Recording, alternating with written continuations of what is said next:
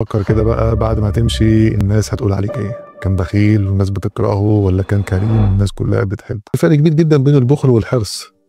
البخل مرض بيخلي الانسان دايما خايف من بكره ما يبقاش معاه فلوس، خايف انه يدي لاي حد اي حاجه لا اللي معاه ينقص. مواقف كتيره قوي يوميه بتحصل بتبقى محيرانا، هل اللي قدامنا ده شخص بخيل ولا شخص حريص؟ كل واحد بقى ليه وجهه نظر في هيصرف فلوسه ازاي، وايه هي اولوياته وايه هي ترتيباته.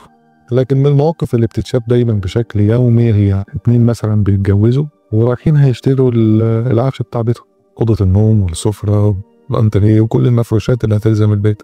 لو انت شخص ميسور الحال وقادر تشتري سعاده اللي حواليك بان انت تحط حاجه زياده او تضيف حاجه زياده وبتيجي عليك شويه، دي بتبقى حاجه جميله قوي منك. بس في ناس الحرص بتاعها بيبقى زياده عن اللازم، بيخلي الطرف التاني يفهم ان الشخص ده بخيل ومش هينفع يكمل معاه.